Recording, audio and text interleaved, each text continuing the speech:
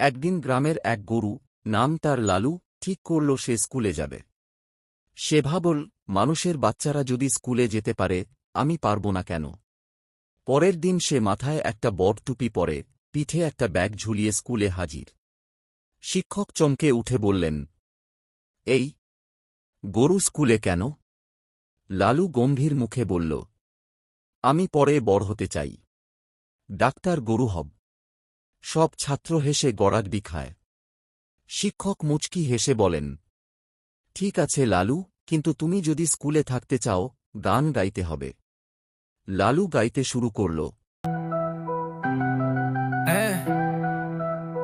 Augură-ne-mi lalo, mai crai prouti, ce bore ami wabo dakta, borbo boy hado bedata, lalo guru kase jai, kata konum shangere bai, ce bucce omani hobo dakta, shop guru del debo shoderu koham, lalu guru tase jai.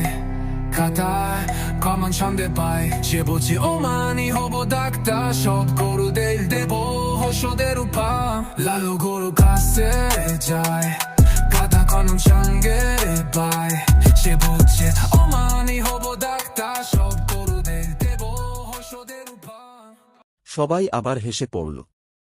কিন্তু সেই দিন থেকে লালু রোজ স্কুলে যায়, আর এখন সে পুরো ক্লাসের প্রিয়। বড় হয়ে সে একজন ভালো গরুর ডাক্তার হয়, সব গরুগুলোর ফ্রিতে ওষুধ দেওয়া শুরু করে।